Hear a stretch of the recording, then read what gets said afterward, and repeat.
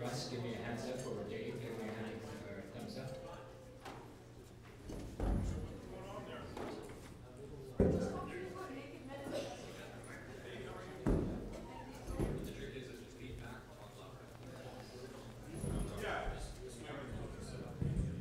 It does, but you do have to speak. Can't be whispering. I appreciate you being calm with the mic.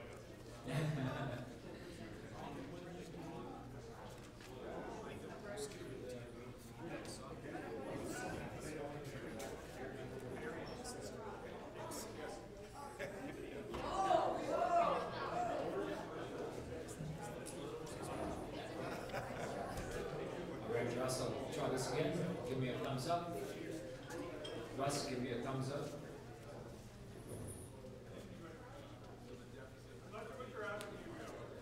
Do I need to talk louder? Okay, give me a thumbs up if everything's up. Okay. All right, gang. Maybe we'll get started. Well, I guess we could get started now. You could just passively, either way, while we start the AGM. So first of all, welcome everybody. Welcome to the 2025 AGM. We were looking at the agenda, so it looks like a full agenda, but don't worry, a lot of it will just go breezing by pretty quickly. So up here, my name is Real. I am the chair of the leadership team, and I'm joined by Arthur McLeod. He will be the secretary. Well, he is the secretary for leadership. In terms of process, maybe we'll just jump to the next slide, Russ and Dave. In terms of process, so we're going to kind of keep this casual as far as AGMs are concerned. So by that I mean we're going to follow a consensus model. So basically, it's not like the city council type of meetings where we're looking for a mover and a seconder, and then an official vote. Questions that will come up, motions that will come up, and there are motions. Many of them are just process. We're just going to look for a show of hands, and if it's pretty clear that there's a general consensus that there's a good show of hands, we'll accept that as acceptance. Zoom, there's a mention of Zoom, but actually we don't have a Zoom today, so there is no Zoom participation, so we don't need to worry about that. And in terms of process, I'll just wrap up that, of course, we encourage participation. Participation is always good, questions are good, but as all things church-related, church meetings, etc., any type of meeting, in fact, respect. Please be respectful. We're all passionate about the church, and we want that passion, but we also have to maintain respectful tones at all times, please. We do have a roaming mic, so I think Marissa might be responsible for the roaming mic. So if you do have a question or a comment, please just raise your hand, and Marissa will get the mic over to you. I will tell you now that if you do not use the mic, I, for one, will not hear you, and I won't even pretend to hear you. So please use the mic. All right, Russ, Dave, if we could move to the next slide. That's slide number 4. So now we get into the process. The fun begins. Where we need quorum. So we're quoting the handbook there. Adherents may vote. What is full member versus adherents? So adherents are not officially members of the St. Mary's United Church, but we do have a motion to allow them to vote just the same as if they were members. We may or may not have 50 people. We need the people from the kitchen? So we need 50 attendees, of which 26 are full members. Let's have a show of hands if you're a full member of SMRUC. We're just going to do a quick count, myself included. 1, 2.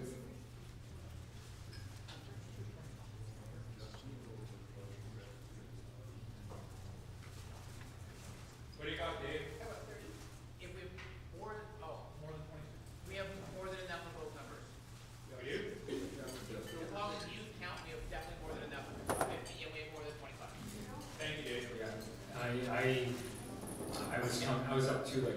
2 before Arthur asked the question, and I didn't even finish, so we meet quorum. And we currently have 5 online. Counselor Wharton. This is me pretending not even to understand the question. All right. We're on slide 5, so now we're getting into some more motions. Motion number 1, AGM officers. So, although I am chair of leadership and Arthur is the secretary of the leadership, we need to have a motion to recognize those same roles for this actual meeting. So, the motion is that I serve as chair of this meeting, Arthur served as the secretary of the AGM. So, that's the motion. Show of hands if you're in agreement. All right, motion number 2, present to vote. That adherents be allowed to vote on matters brought forward. So, full members, so only the full members could vote now. Full members, are we okay with the adherents voting as well? Good. So if you're an adherent, from this point forward, consider yourself a full member. Motion 3, agenda acceptance. That the agenda be accepted. I'll flip back. Maybe let's flip back to slide number 2, Russ and Dave. So that's the agenda. Is there missing pieces? If there's any missing pieces, by all means, this is an opportunity to say, hey, let's talk about this. I'll just give it a couple of moments just to identify missing pieces, or maybe we should reframe something that may be there. All right. So let's jump back to slide number 5, Dave and Russ. Do we accept the agenda? Show of hands. General consensus, we got it. Okay. Moving over to slide number 6. Motions on minutes and annual report. So this is, the fourth motion there is to accept the minutes from last year's AGM from February 2024. It is in the annual report. Annual reports were handed out. I know DL was handing some out. There might still be some at the counter where the administrator sits. So, but the minutes from 2024 are in there. I'll just give it a couple more minutes just to allow people just to peruse, and then we'll have a vote.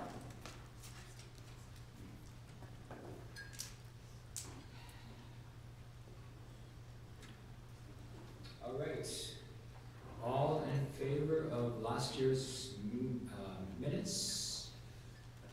Yeah, okay. General consensus, good. Motion number 5, acceptance of this annual report.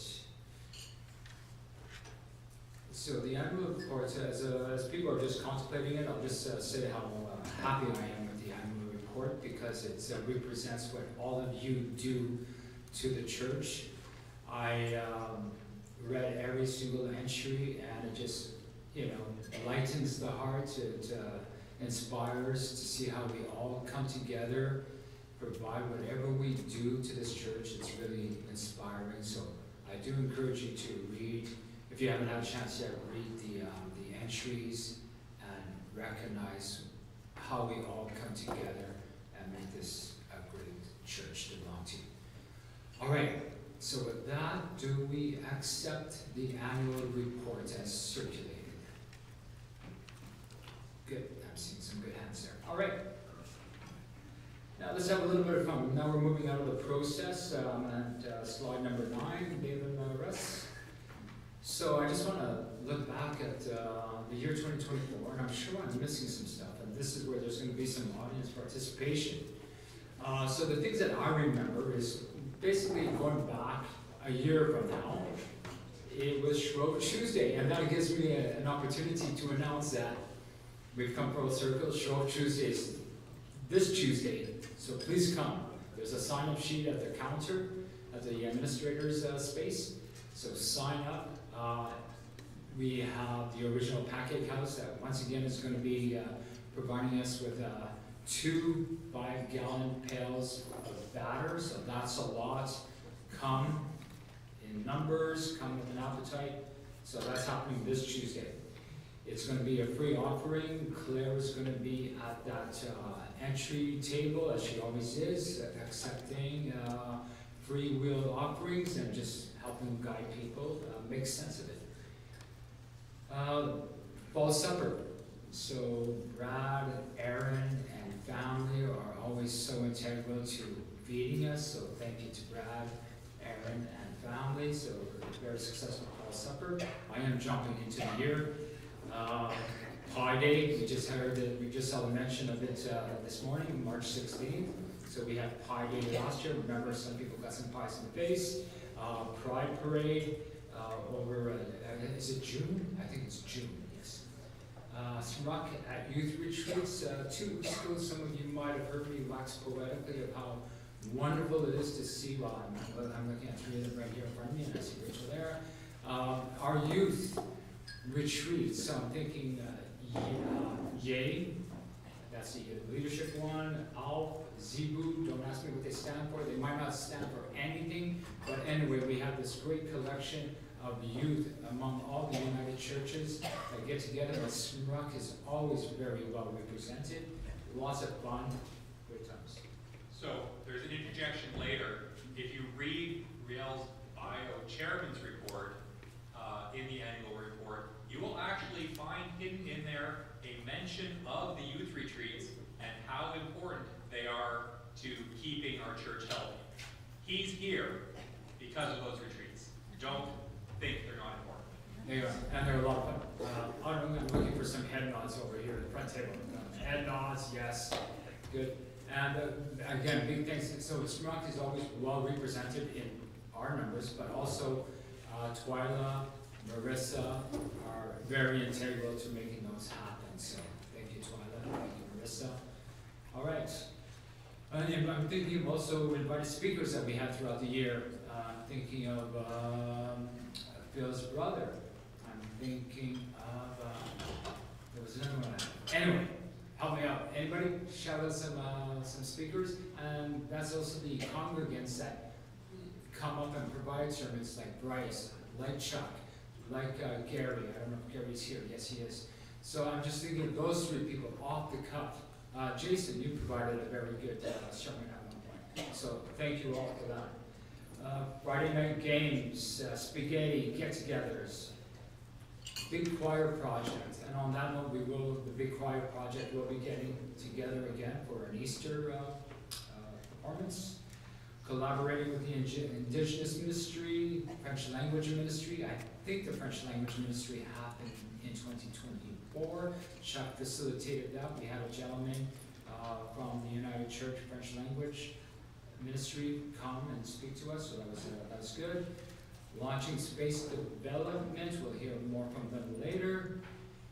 Anna Green Gables, well, let's just stop there, pause on that for a moment. 4 full houses, great performances, great times. I know the organizers might not want to hear me say this, but as I said in the annual report, I walked out of there thinking, this has to happen again. Maybe the organizers, performers need a break, but it will happen again. It must happen again. Christmas and Easter and their crazy, wacky pageant plays. Am I missing anything? If I am, shout it out. Oh, okay, I covered it. Good, all right. Let's move to the next slide. So financial statements. So I didn't want to, PowerPoints shouldn't have tiny numbers on them.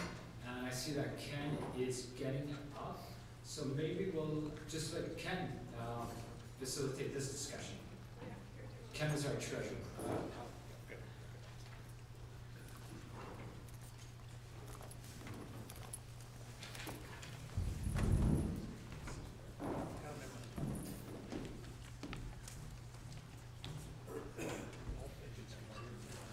My name is Ken Furnamuke, and I'm your treasurer, and so I'm here to review the annual financial statements. They missed being printed in the actual annual report. There were copies that have been made prior to this meeting and maybe have been, are on the table. So does anybody need a copy to review? So what I have here is the a page, it's a balance sheet, and then behind that is the statement of operations, and there's 2 pages back to back of the statement of operations. So I'm going to review that. First of all, that statement of operations shows our budget from 2024. It shows our actual numbers from 2024, and it shows our comparative numbers in 2023. So if you drop right to the very bottom of the second page, you will see that we had predicted that we were going to have a deficit when we had the annual meeting last year, just a little bit under $36,000. The actual deficit for this year is just a little bit over $30,000. Now, in reviewing some of those particular figures that gets us to this final number, if we go back under income in the first page, you will see that there were a couple of things that happened during the year where we asked for people to perhaps dig a little bit deeper into their pocket to help us with some of the major repairs that were happening last year and perhaps near the end of the year when we knew that we were going to be into a deficit. And so there's about $25,000 that came in from people that gave over and above what they had anticipated that they were going to give. We also had some grants that came in, and I believe those grants were from the foundation. There's $10,000 there. There's a separate line item for the SCORE project, that another aspect that was happening this year. So there's $8,000 that came in, but under the expenses will also be $8,000. It's the same with the food bank. People do give monies to the food bank. So during this year, there was about $9,800 that came in that was meant for the food bank, and again, that'll show under the expenses as well. The one item that I want to highlight is the gift card income that we have. We were expecting that perhaps we'd have about $7,000 coming in, and it came into closer to $10,500. I'll refer to that when we're talking the budget for 2025, because I don't think it's going to be that high going on based on what's happening. Also, special events income came in through the various things that we're always talking about. There's a little over $11,000 that came in from our special events. Now, within the expenses, a lot of the expenses are fairly similar to last year, although at the very top of the second page, the building repairs and maintenance, you can see crept up on us last year to about $28,000. Second line, we also had a vandalism that happened last year where somebody decided that they wanted the safe that we had. And included in that safe was about $4,000 worth of gift cards that we had. And the inventory or the list of those particular gift cards that we had, we couldn't substantiate to the insurance company because that list happened to be in the safe. So going forward, some changes have happened. However, the foundation did provide monies in the $10,000 that they gave last year. They basically indicated that it was to cover $6,000 for the vandalism that we had, and then an extra $4,000 towards the other increased expenses. Going into 2025, I made a decision that we have a $5,000 deductible on our insurance, so it wasn't really worth putting in a claim for an extra $1,000. However, as part of our claim, we also have another area where there was a $1,000 deductible, and we were able, through the adjuster that we were dealing with, to put in a claim and receive $4,300. Now that came in 2025, so that'll be in our budget for 2025.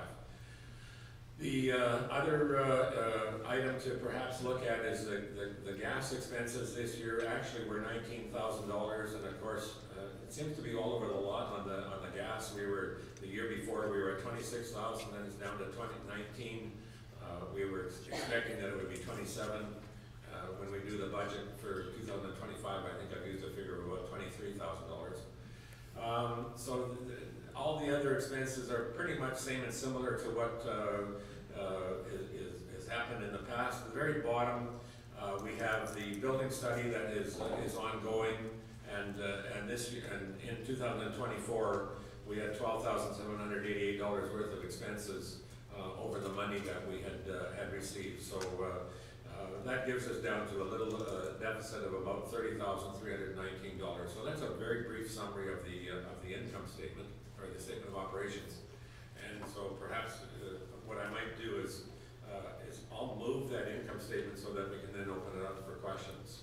So I'll move that we accept the December 31, 2000 actual figure of $30,319 deficit. So I need a seconder. Got lots of hands here. Okay. All right. Are there any questions or requiring further explanation?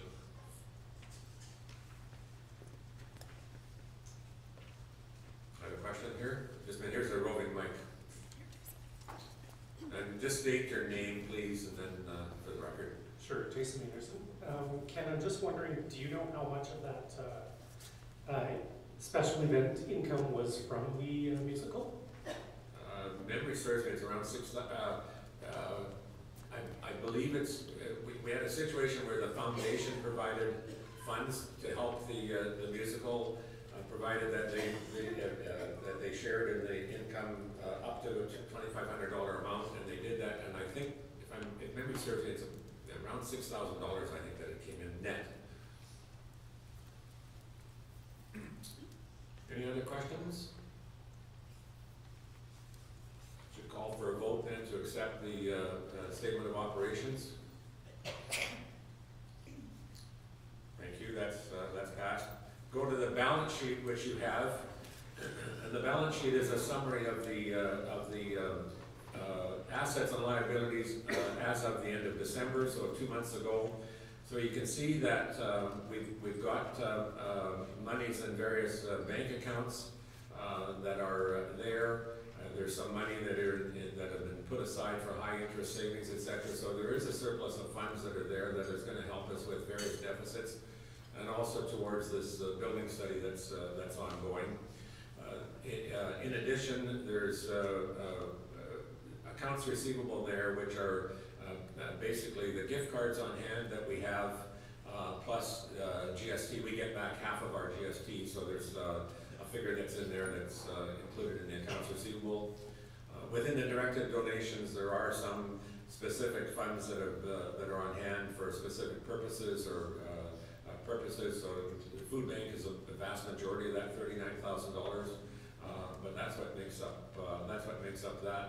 So it's just basically a summary of the assets and liabilities that we had on hand at the end of December. So I would move the acceptance of the balance sheet at December 31, 2024. So again, I need a seconder for that. Any questions on that? Issues, concerns? Any questions? Not hearing any questions, I'll move then to accept these financial statements. That's been moved.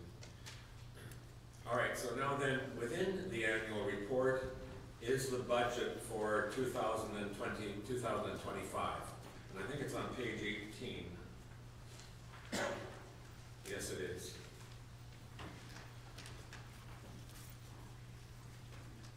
So this is the budget that has been prepared and has been accepted by the leadership team, and it now comes to you for your approval.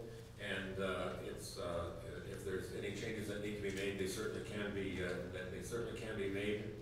So basically, the within the expenditures, our main expenditure are our salaries, and the United Church has indicated that there's meant to be a 3% increase within those salary positions. So those figures are in here, and then some of the expenses, the employment expenses that relate to salaries like employment insurance and Canada pension, plus the United Church pension, are all based on calculations that I that I make based on what the Revenue Canada rates are and what United Church provides to the treasurers to use. We've maintained the $18,000 to the Mission and Service Fund that we've done on an annual basis. And then we also get hit with an assessment from the United Church, and this year that figure is $11,642. Going back to some of our expenses that we probably guess at or hope that maybe won't be necessarily as high as what they've been, and of course it's the building repairs and maintenance. Last year they were $28,000. I've got $22,000 this year. I guess it's a guess, and you hope that things don't break down, etc. Although we've already got a major breakdown with our dishwasher. There's a new dishwasher that's required. The quote that we have is about $8,000. There is funding in place, either jointly from the food bank and or the foundation, but so that at least will be, most of it will be taken care of. The other thing in here is the insurance on the building. Over the last number of years, the insurance that we're paying has gone up dramatically, and so I'm expecting that our insurance, actual this year was about $10,800. I used a figure of $11,500. So our total expenses that are driving this church are about $324,000. And now we've got to look at how we're paying for it, and it comes in from donations from PAR and envelope donations, and I've got a figure in here of $15,000 for grants. That includes $4,300 that's already been received, which relates to the insurance that I referred to. And I'm hoping that perhaps by the end of the year that maybe the foundation might put up another $10,000. That's where that figure of 15 comes in. We have rental income that $49,000, very similar to last year. We've got Montessori school that is in here, and hopefully we can get a little bit more from them, but in any event, along with the other rentals that are happening. Gift card income, I've reduced that figure this year to $5,000. We had an outside source that was buying about between $10,000 and $20,000 monthly from us, and they put a pause on that right now, so I've dropped that gift card income down to $5,000.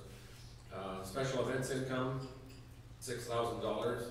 $3,000 of that has already come in from the soup ferries, and so I've got an extra $3,000 there from other things that may be, that may be happening, etc. And then we have some interest income that is from the monies that's been set aside. And then into the extraordinary items, we've got the building study grant. There's a grant that is left to come in to help us pay for some of these expenses. $9,000 of that was received in January, and there's an extra $3,000 that we should get by the end of May, I believe. But we've got $26,000 worth of expenses that have got to be paid out. So that brings us down to basically a deficit of about $38,500. It's not good news. I'm just a messenger, so please don't shoot me. So that's a very quick summary of what the budget is. So again, I'll move that we accept this so that we can open it up for questions. So I'll move that we accept the budget for the year ended December 2025, indicating a deficit of $38,551. So again, I need a seconder for that. Okay. Seconder? All right, time for questions. We've got a roving mic, so put your hand up if you have a question. Please introduce yourself, as I said. Hi, Brad Humphreys. Is the $4,500 that you got back from the insurance claim included in your income? Yeah, it's included in the grant. There's a grant figure there of $15,000, so that $4,500 is in that line item, yes. Okay, perfect. Now, what we don't know, of course, is what that little claim might do to our cost of insurance. Brian, I don't believe, we haven't got a bill yet for the insurance for this year, do we? No, okay, so we haven't got a bill yet.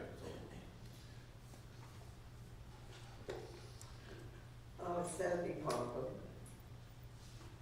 what was the result of the appeal for, extra, givings at the end of the year? The question is, what was the response to the appeal at the end of the year for the deficits? Last year, in total, we raised $25,000 from, we had an appeal midway through the year when the major expenses were happening, and I believe that was about, we got right in about $15,000, so there'd be about an extra 10 that came in towards the end of the year.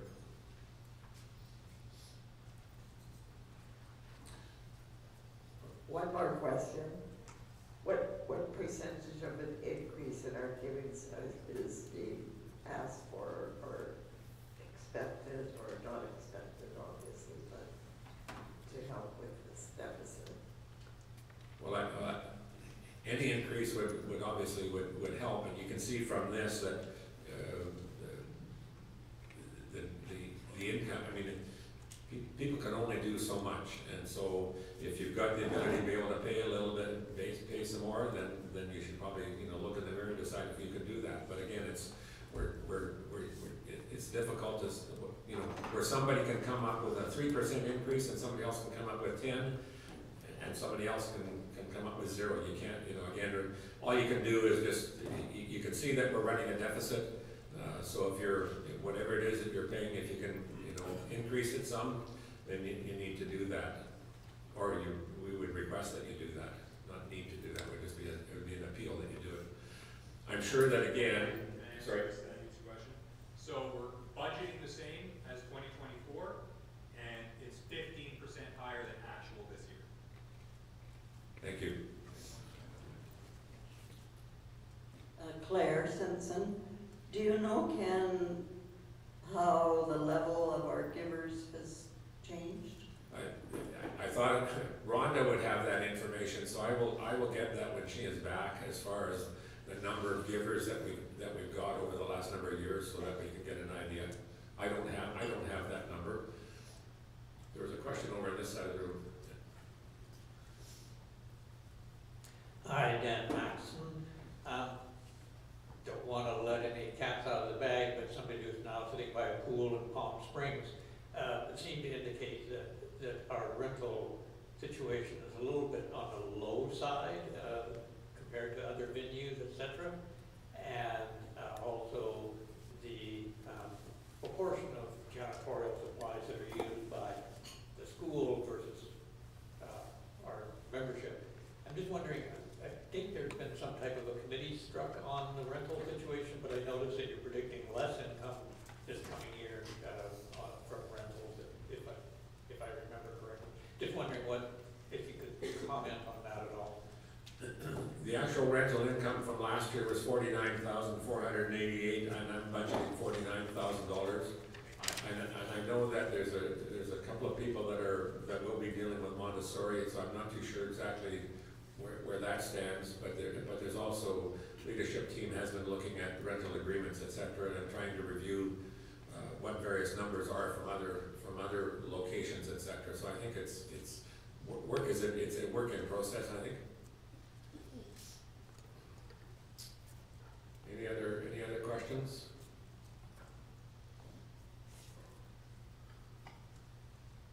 Any other questions?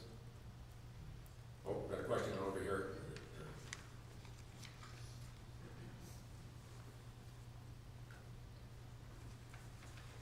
Hi, Gabrielle.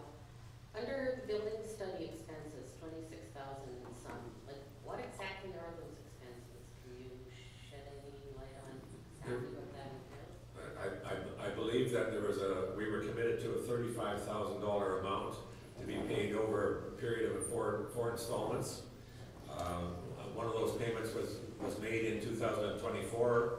Another payment has already been made in 2025 so far. So it's the balance of the people that are helping Adam and his group deal with the study. And on that $35,000, we got a $30,000 grant, although some of it was used for other expenses that we had earlier. So, any other questions?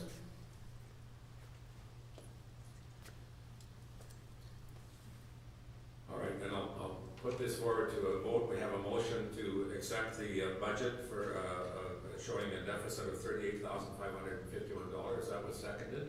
So time for a vote. All those in favor? Thank you, that's passed. I think that's it for me.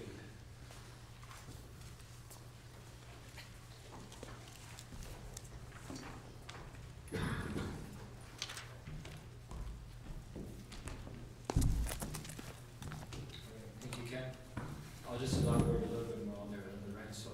Yes, Ken is right. The leadership has been looking at that. We do have a firmer guideline now in terms of how much to charge for rental based on time and the duration of the event, based on the space that they want to rent. We did consult other United Churches for the best comparables, so we do have a chart that we have looked at, that we do look at when we have respective renters wanting to use our space. All right. Let me just get back into my deck here.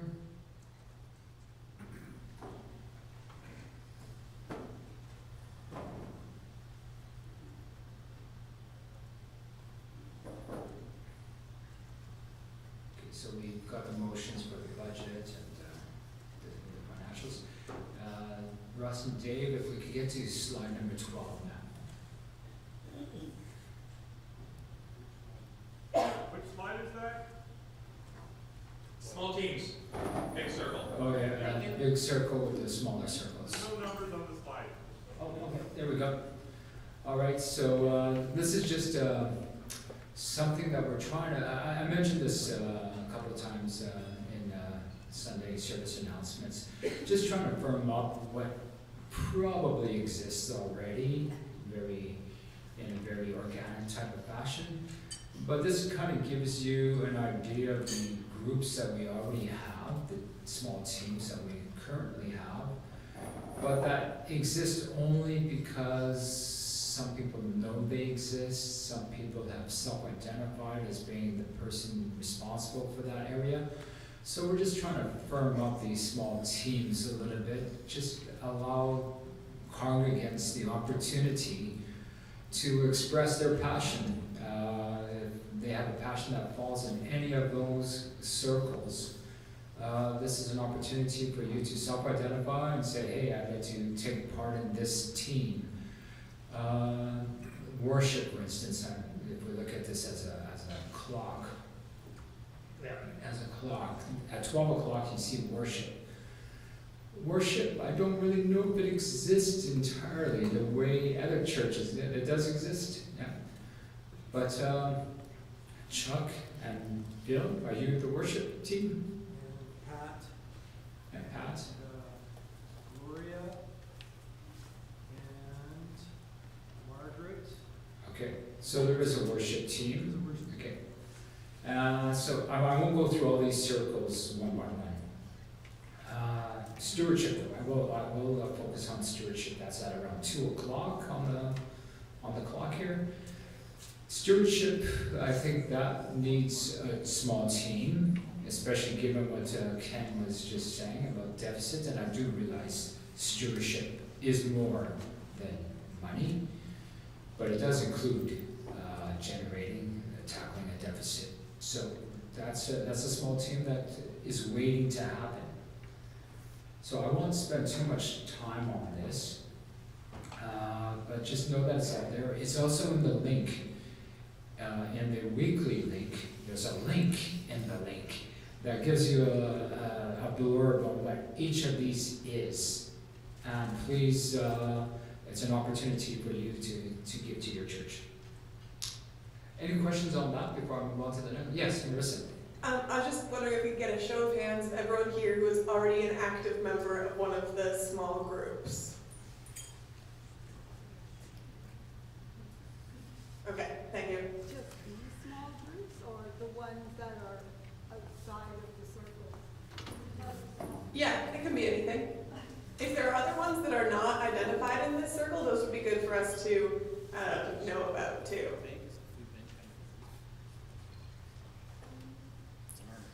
It's on there. Thank you. Oh, sorry. Eleven. Oh, sorry, go back to it. Oh, Band is under worship. There's just teams like the decorating group and stuff like that. Yeah, decorating is there under space beautification, I believe. You got a fancy new title there, I think tech would also be under worship. Bible studies. Yeah, actually, and this is not to say it's an exhaustive list, Bible studies. Oops. Yeah. Christian education needs to be added. Suggestion to add Christian education, which Bible studies would fall under.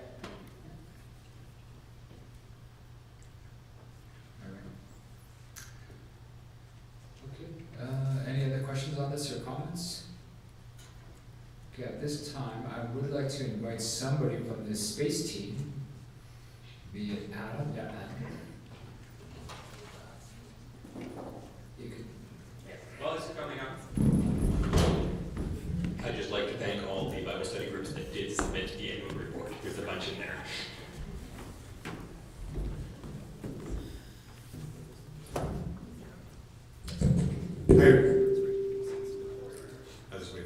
Hi, everybody. My name is Adam Gerhardt. I'm part of the group that is looking at our space, and so a brief update on where we're at with that. So just a reminder, when we met sort of last year, I forget exactly when it was, towards springish, we had lots of conversation about what we could do with space. We voted to go to find a consultant that can, or find a developer that can help us look at the space. We also voted to say, let's put everything up for grabs and say, let's see what can happen with the space. And so we've been moving forward with that. Our expression of interest closed earlier this week, I think it was, and we are meeting on Thursday to review the proposals. We have a number of proposals from developers, and that's not a proposal of what they would do, it was a proposal of how they would work with us. So we are looking for a values-based developer that can help us to look at what's possible here, but also most critically have values that align with what we want to accomplish. So we're looking for someone that can help us with having impact with this space, about creating a space that is meaningful for the community and meaningful for us. And so that's sort of the point we're at. So when we find that developer, we'll select a developer, we'll bring that back to the congregation to let you know, and then sort of the fun begins, because then we start looking at, okay, what happens? So then we start looking at plans, then we start looking at options, and that will be a significant point of engagement for everyone to come back and say, here's what's possible, and here's what we think we might want to do with the space, and what it's going to cost, and what we might benefit from it. So that's sort of the place we're at now. It's taken us a little longer than we'd hoped to get there, but we are at that spot now, and so we will soon have things to report back based on next steps. But I'm happy to have any conversation. If people have questions around that, if there's any concerns to bring it forward, we can certainly go from there. Gary has some questions. So, it's not very specific, Adam.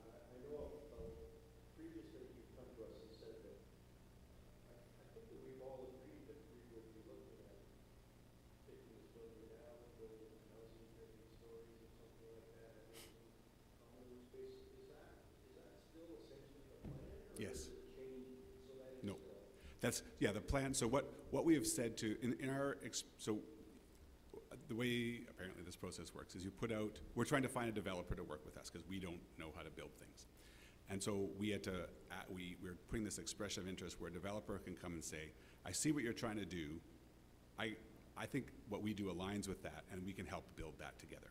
So in our expression of interest, what we put out there is, we want to redevelop this space. We're willing to put it all up for grabs. That means we can tear it all down and build it all up new. We think we can do things like building a couple towers on here. We want to put worship space in it. We want to have community space in it. So we put some things we want to have in it. There is some fancy pictures that make it look pretty, but there isn't sort of a specific around that. Because the developer might come back and say, actually, we think one tower is good and we leave one here, or actually we want to do whatever, and they'd come back with some ideas, and we'd start that conversation together about what's possible and what's not. So we've put our cards on the table saying this is what we we're bringing to it. So we're bringing to the value of our space, the value of the property, and the developer needs to come in with their investment, and then what can we achieve together, and what are benefits that would come back to the congregation, and what we would end up with this space.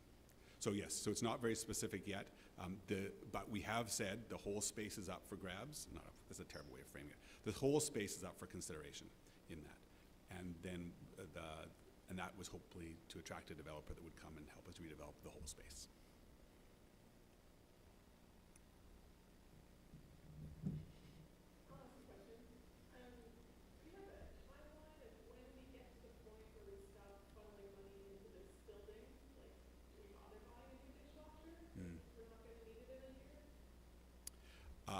I believe we're more than a year away, but we're not, if this goes well, we're not 5 years away. It's that kind of thing. We'll know more when we get the developer who will have some sense of that, because our consultants have said it's in that kind of time frame.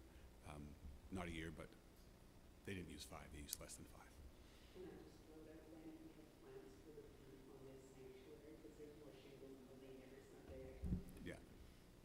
We should have a better sense. So once we get the development partner and can put in some timelines, because that's what we really need to get to. What are really the timelines? So we have to do things like decide what we want to build, put the plans in place, and then start to plan for that development. So we're a little ways away from that. So if we know, we will get a timeline soon, and that we can then start to know, we can make those decisions, right? Do we replace the roof, or we just sort of put tarp on it and hope for the best for, where are we at with that? Or does this building actually have to stay up for longer because the other side is going to get built first, because we still have to worship world. So all that needs to be factored into this. The planning is going to be an interesting part of this. But yeah, we're at a point of not knowing a lot yet because we don't have the development partner, we don't have the plans. Once we have those plans, which will come, then we'll be able to make some of those real concrete decisions. But yeah, that's going to have to be part of it. The roof will need some work. The dishwasher needs some work. We've had some conversations about, do we redo the bathrooms to make more inclusive bathrooms? Like, is that an investment we want to make? If we're here for another 7, 8 years, which we probably won't be, but then maybe yes. If we were only here for a year, then maybe not. Is there any consideration of getting additional properties adjacent to expand the footprint of the project? Yes, and that's part of the conversation with the developer that we're going to look at, because there is some potential around it, and we want the developer and our consultant partners have been looking at some of that. They've had some of those conversations, but the development partner will be able to push that a little bit more, because we'll be at a more concrete stage. Like, we want to do this, we want to buy this for this kind of investment. So we wouldn't do that on spec, but because it would factor into the plans, they could do it. But it is part of the conversation.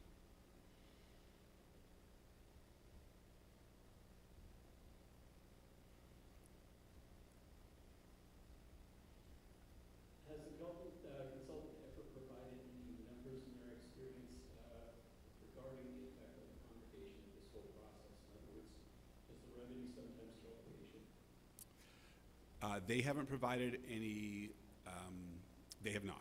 We have had some anecdotal things on both sides. So we know, I think Arthur gave the example a little while ago when it was Sturgeon Creek, right? Yeah.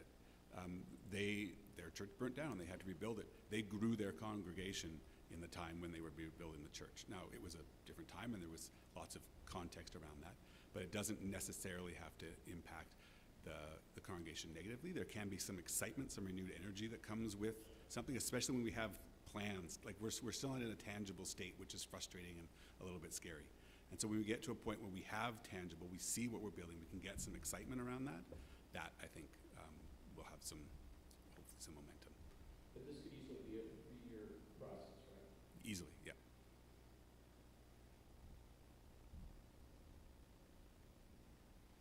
And that will become in part of the plans too. So when we get that, like this, that's all going to come back here and say, we're going to engage on some, what do we actually want to build in this when we're building with it.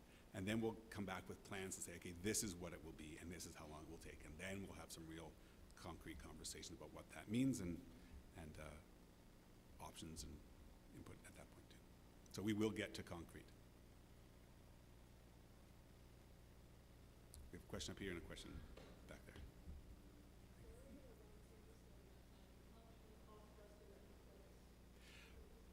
Right, so, yeah, where will we run service? So that's part of the conversation about when we get to the planning, because we might actually not have to move.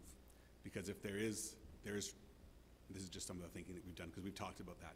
There are sort of two parts of this space. If we rebuild over in the West Sanctuary and build that up first, we could stay here until that's done. We move into there, and then they rebuild here if we decide to rebuild on both parts. And so it might be that we don't move at all, we just reconstruct and move. It might be cheaper to rebuild the whole thing, in which case we'd have to go somewhere. And so that would have to be part of how we would move and what the expenses would be with that. So there's lots of that factors in. We just don't have the answer to that, and that's partially how much it costs to build, what would be more efficient to build, when, all those kind of things. But it is part of the conversation, right? The congregation exists, the Montessori school exists, the community involvement here still exists, and so we have to do something to solidify that. Yeah, timeline shorter, you said this next week, with me, be looking at the various development reports. Is there some type of commitment that the team is willing to make to us, that, okay, within 3 months we'll come back with the one we think would be presented for discussion? Or, you know, just to get a sense of when things might be moving on after you choose the one development. Right. I'd like to bring, when we pick that development partner, I'd like to bring them in here sooner as opposed to later, so hopefully sooner than 3 months, to have some conversations so that they can start to hear from the congregation. We'll see what that process will be, but I'd like to bring them in sooner as opposed to, we'd like to get them in front of the congregation soon. Yeah. That idea of like tearing down the West Sanctuary or keeping this one, where would stuff like 613 kids in the youth programs really take place, like during that time, because the basement is more or less around? Yeah. So that would have to be in here. We'd have to, depends how far over. So a lot of that is unknown at this point. There are going to have to be some choices made around that. But, you know, there's critical things that we run during the week, like youth program. Where would that be? Where would that happen? So we'd have to answer those questions. Yeah. There are still lots of unknowns in this. And part of that depends a lot on the plans that we come up with, which haven't been built yet. So the place we're at is find that partner that can really work with us to get those plans. And then we can have those concrete conversations. Again, it's a frustrating, a little bit scary point to be at, but this is the juicy middle where we're at. And again, we thought we'd be further along than we are, but this is starting to get real because we are going to have this partner right away. Assuming one of these people matches what we want. Like if we don't find somebody, we're not going to find somebody wrong, right? We're going to make the right choice. We will try to make the right choice to find a partner that aligns with our values. We're not going to get somebody who just wants to come in and build condos and make money. That's not what we're about. And we were really clear about that. Like the expression of interest is quite clear about that we're looking for a values-based developer to work with us on community impact. We're not selling our land so somebody can make profit. So.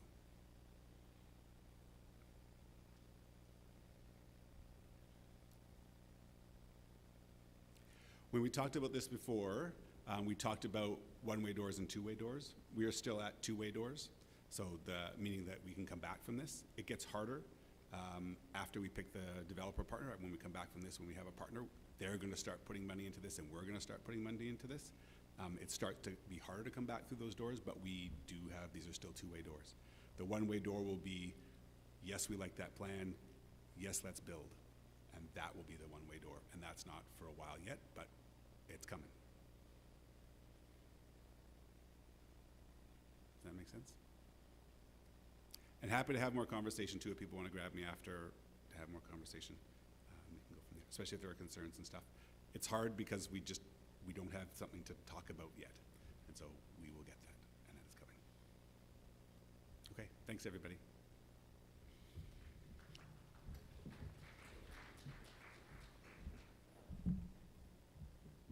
Thank you, Adam, and thank you to that whole team, Sean, Leanne, Wes, and Pat. Okay.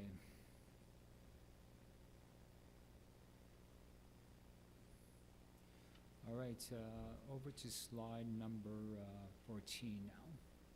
Yes, great. All right, we're getting into the nominations portion of the meeting. So leadership, yep. Yeah, I just found that out this morning. Actually, I was sitting there during the service and found that. So the leadership, we're proposing Joan Boone to sit on leadership, Freya, and just Freya. We were thinking at one point of a joint youth representation. We're still talking here. We're still talking? Freya and Rachel. Oh, Rachel, yeah, sorry, yeah. So we're still talking the combined, but not V. Okay. And Kang Yi. And for Prairie to Pine, we have 2 retiring members. I don't know if it's necessary to have 2 per se, but both Margaret and Joan are retiring from the Prairie to Pine representation. Joan just simply because you could see on the sheet that she's shifting over to leadership, and Margaret Wilcock will be retiring from that. So I think we do have a motion on that. Next slide. Yeah. All right, so yeah, the motion is, so we'll have to adjust the motion to read Rachel instead of V. But that is a motion to accept those 3 people, well, those 3 representatives, one of the representatives being a joint one. Joan, Rachel, Freya, and Kang Yi as our new appointees to leadership. Yep. Yeah, well, we never really elaborated it. I think it would be up to Freya and Rachel to talk it, whatever works between the 2 of them. Really what we wanted, the ultimate, was that we wanted youth representation. So how the youth representation manifests itself, we leave it to Freya and Rachel to work that out. It does not mean that both of them have to be at every meeting at the same time. They could alternate. I don't want to put words in their mouth, but there's options. To put a finer point on the question, how many votes are on the leadership team? Oh. Currently we have 9, now we have 10 people. How many votes Yeah. are on the leadership team? Yeah. So I the think it's, so where are that we going with that, Adam?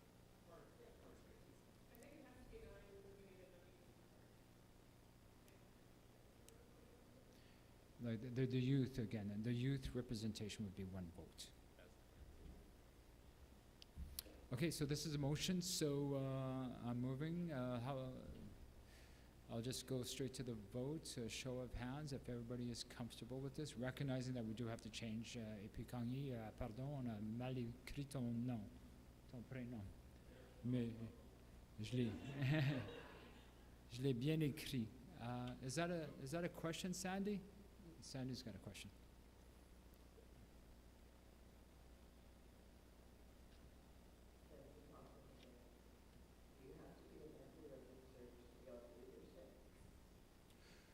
We discussed that very question. The question was, do you have to be a member to be on leadership? We discussed that very question, and we decided, well, we had information showing that you did not need to be a member. Yeah, we checked the manual, and it was not required. And we had historically had members of the leadership team who are not members of the. Yeah, a question, Amy? I just had a question about youth representation, which is great. Why have 2 people representing 1 vote?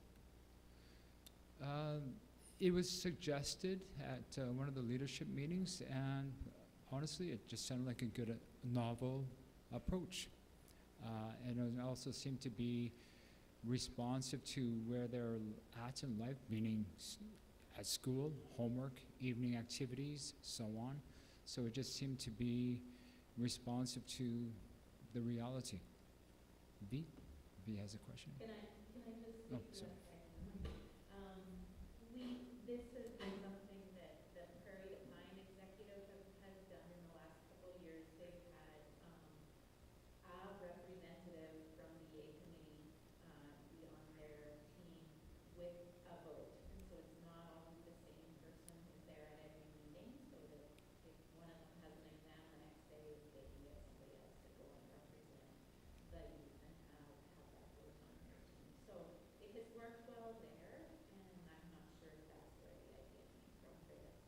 sorry, Twyla's Prairie to Pine Council, what's the name of that body again? Prairie to Pine Executive. It's also just like the dialogue to why I think two people at the joint vote is really a good idea. It's like, it would most likely be difficult for one person to speak for the entire group, or people to like be better at understanding what you as a whole would want. Yeah, okay, good. That is in response to Amy's question. DL has a question, then Amy has a follow-up question. I was trying to remember what we said at the meeting. Were we appointing these representatives for just a one-year term, or were we hoping for a three-year term? Okay. Yeah, feel free, Marissa. Is the youth representative representing all the youth in the church or just the youth? No, I think, So just like any other member of the leadership team, or they're not talking for anyone else. But we told them to do a two-person position because we needed at least one of them, and they were more likely to agree if there were two of them. Is that correct? To lay it bare, yes. Yeah. And in the future, we wouldn't, like, if next year they both, if one of them wanted to resign and take on their own role, we'd happily take them both.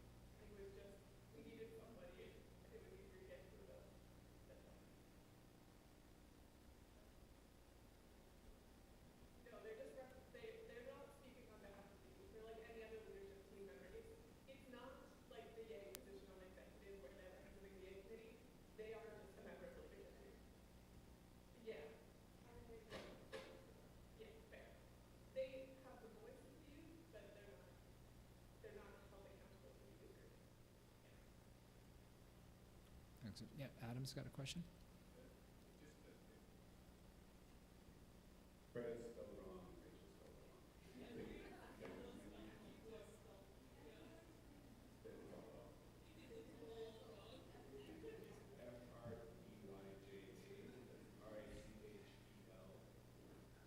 We will, we Yeah, will, so that's not official. I'll circulate the minutes because I have 1,000 names wrong, as anyone who's on leadership team can attest. Every month the minutes get bounced for wrong names, so I'll circulate these ones before I publish them, because I always screw it up. Yeah. I didn't do this one though. That was not me. yeah, I but make my own mistakes.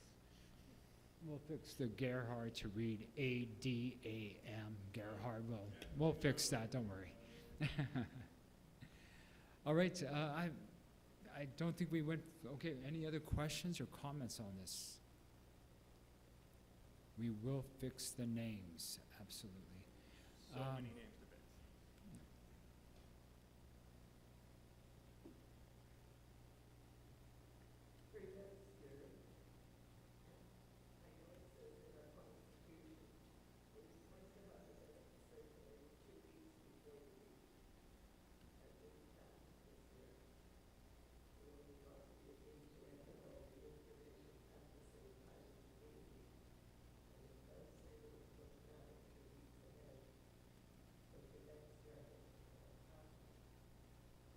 I'm gonna ask you, Marissa, to help me out with this one. Yeah, it was the goal to have the AGM report 2 weeks before, and we just didn't make it in time. That will happen next year.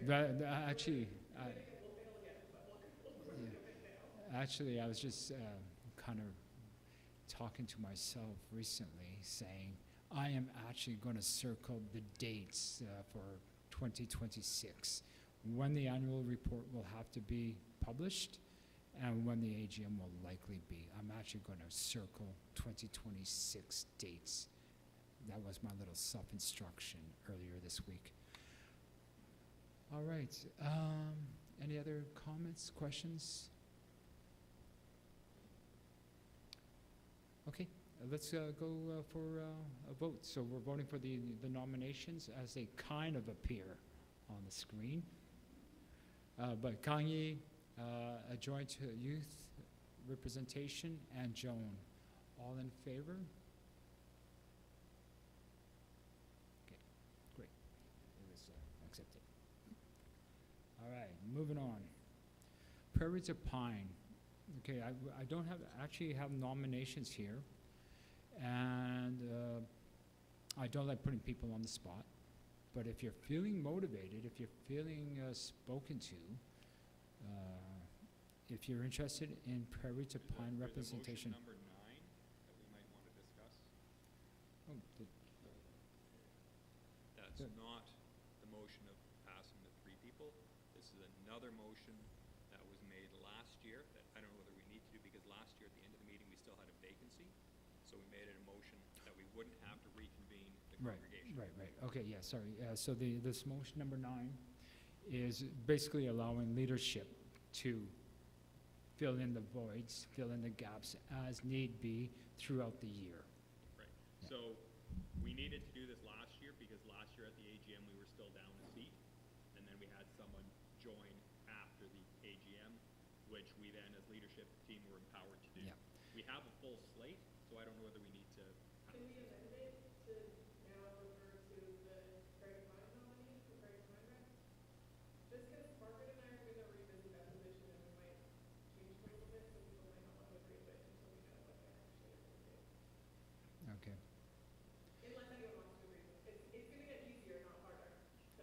Yeah, so the Prairie Pine is actually a very good example of what this motion's about, empowering the leadership. So if nobody was to offer their name now for Prairie to Pine and somebody was to come to us later, the leadership would be empowered to nominate that person to the Prairie Pine or any other position. Well, we have to, as the motion reads, so Yeah. we can amend the motion for Prairie to Pine instead of What leadership. is the actual Prairie Pine representative? Right behind you. Yeah, okay, so we as a congregation belong to the Prairie Pine region. They're our next level of governing body. And we have to send somebody to the potentially annual meeting to represent our congregation. So pretty much the main role of that person is to be that voting member at the annual general meeting that is no longer annual every 3 years. Right. So now it's only in person every 3 years, with some online in between. So that's kind of the main thing we need is somebody who could commit to going to that meeting to be our representative. We've also kind of tacked on the role of reading through the Prairie Pine weekly email, seeing if there's anything important that we should be distributing to the rest of the congregation, but that's the role. It's just being our rep to the region.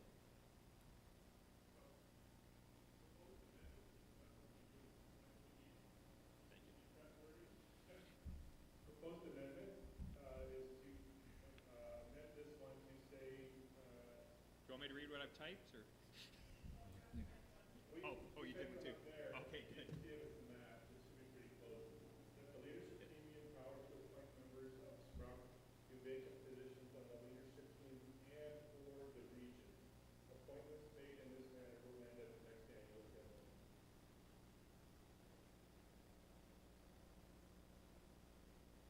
Good point, it says appointment to the leadership team, this should be appointments by the leadership.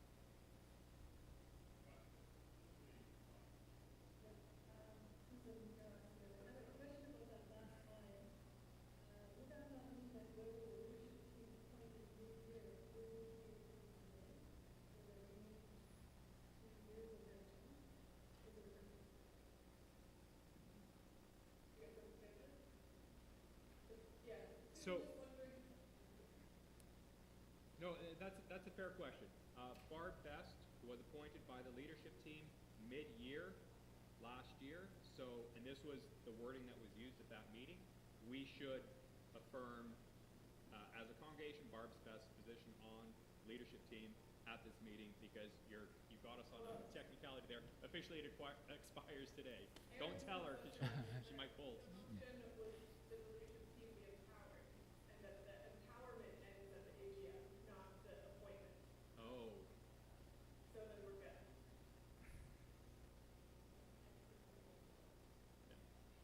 So I think we're good.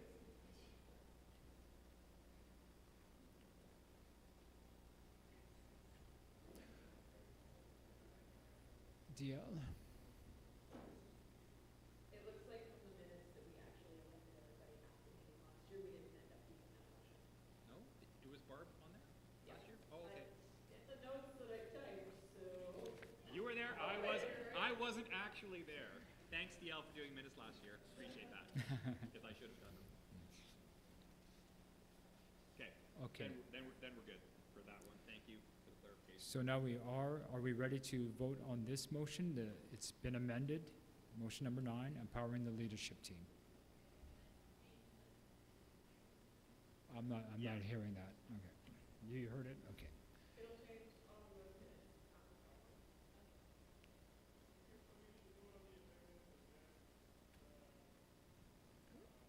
Sorry, can we use the mic? I can't hear, and we need to keep. Just for Robert's or no minutes, we can vote on the amendment and then on the motion.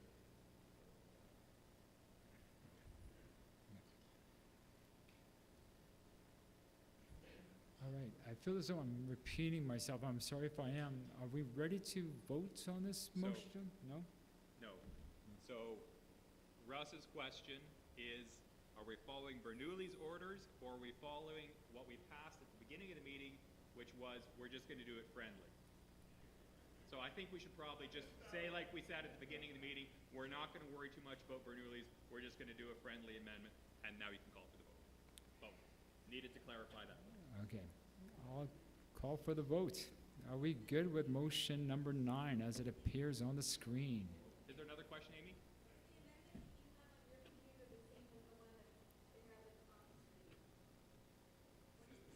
I will take a picture of this and I will type it into my screen, because it's not, because we're working.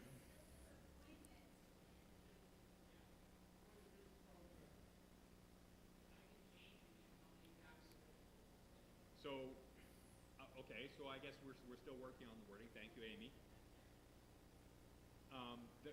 I think having the appointments end at the AGM is a valid way of doing it. It just means that at the AGM, we need to come back to the congregation and reaffirm them, which I think is probably the more proper thing to do. We can just bypass that. Just trust the leadership team. Then they're on there for 3. We'll take it out. No, let's take out the appointments will end at the next AGM. And I think you have the pieces put together, because I think people are they can back up for a second. So I think we wanted to read appointments by the leadership team, and then the leadership team be empowered as the title, and the leadership team be empowered to appoint members of shrunk to vacant positions on the leadership team and or the regional representation, I think is what it is. And then, I don't mind either that the appointments only last till the next annual meeting. So if you put somebody in for 6 or 9 months, it doesn't hurt for at this meeting next year, if they're happy and continuing, you just reaffirm they'll go on for the next 2 or 3 or whatever the rest of their term would be. I think that's the pieces I'm hearing in the room. So the leadership team can find people mid-year for any of those roles, and then we will reaffirm them come the next annual meeting. That's what I'm hearing. We're doing a consensus vote on. okay, so let's put that part back. I think you should also say appoint members in adherence of SMART as per our discussion earlier. Members in adherence of SMART, in the top line, appoint members in adherence.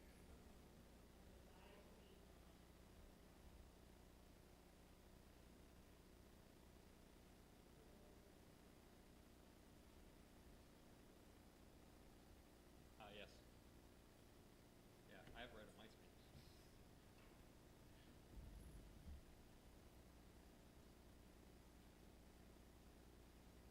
Does that look right, everyone?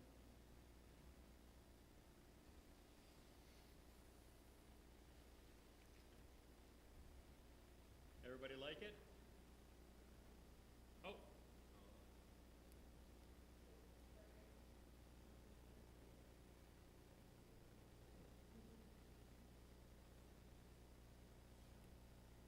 Okay. That's what's going in the minutes. Okay. We did a partial vote. Let's go for the full vote. I think we're all good with the wording Well, now. let's voting as it's on the screen, Yeah. as I took a picture of. All right. Excellent. Good. Thank you.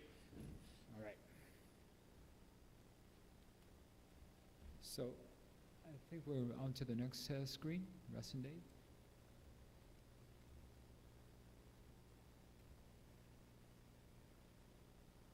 over to the next slide, please.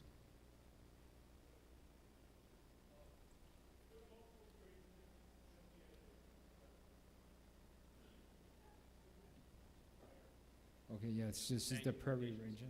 So the prairie to pine region. Do we keep this motion? Because there's no, we got no nominees and we're allowing ourselves to. Only if anyone wants to do it. If nobody here wants to volunteer, I think we skip it. Okay. And then, it's easy.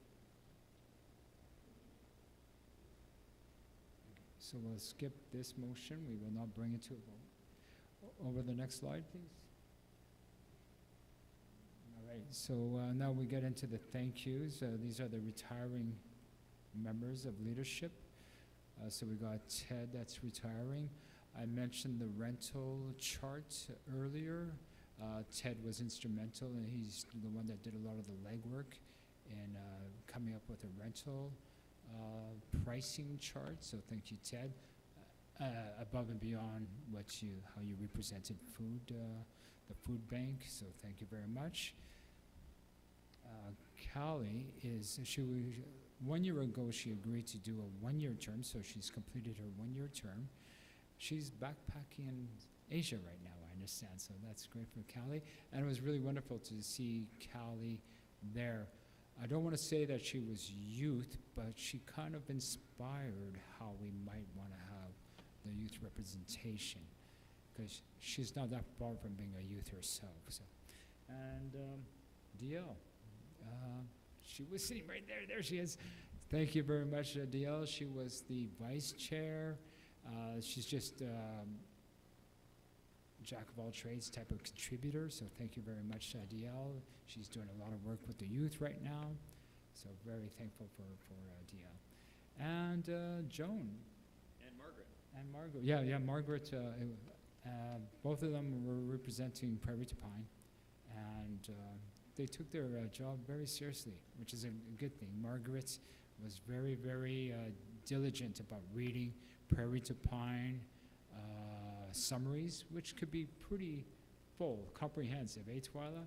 And so Margaret and Joan both reviewed the minutes. They participated actively as Prairie to Pine, and they were always very diligent in reporting back to leadership on what was happening at Prairie to Pine. And Joan is retiring from that, but we've enveloped her in leadership proper.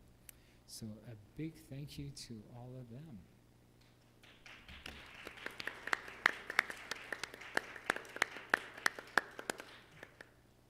And yeah, there we go. Excellent, thank you. So here's your leadership as it looks now. Leadership plus the other the groups.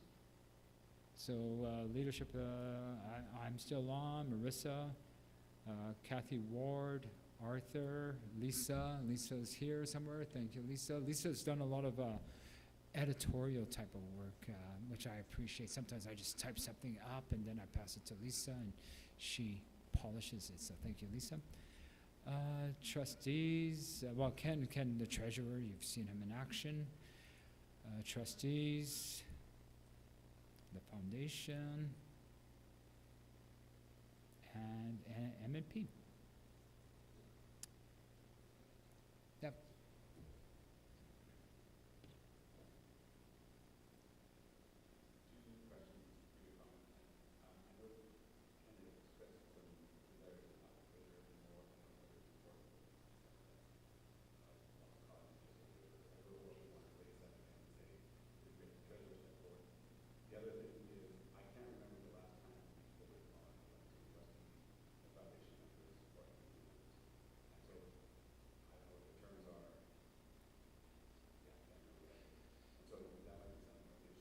Yeah.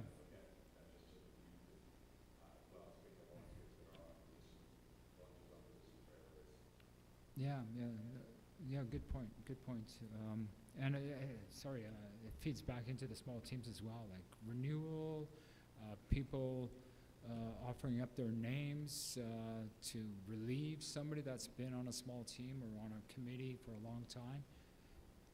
DL? Two things, Barb should actually be 24/7, and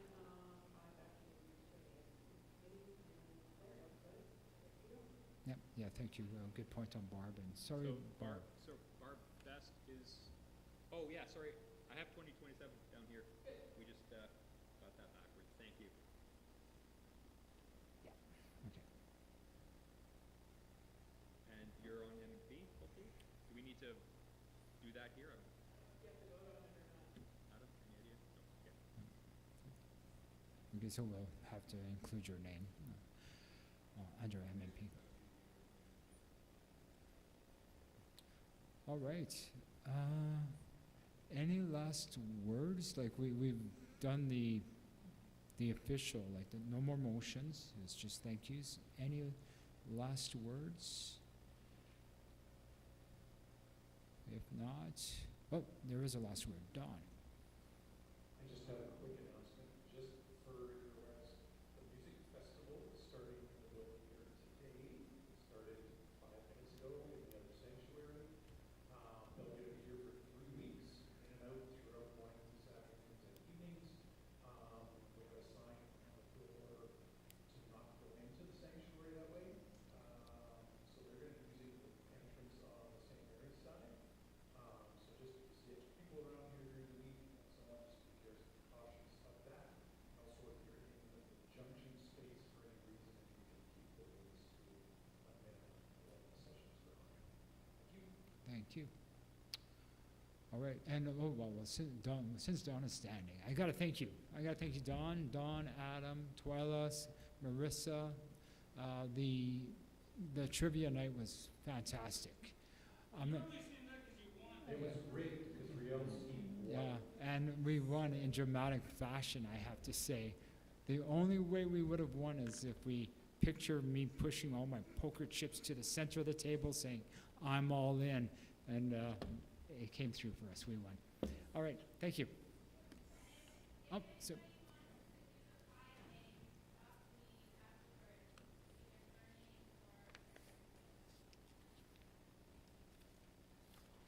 All right. Merci tout le monde. Oh, Aaron, Phil. Yeah, final prayer.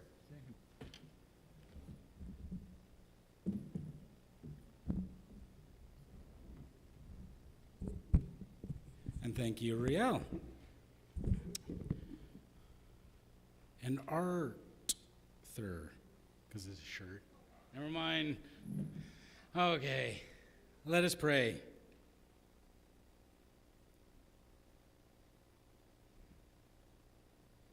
God has called us to be church. It is in this place that we worship. It is here that we work and play. We have prayed and we have sung and we listen for challenge. In this place we eat and feast and laugh. We talk, we share, we make decisions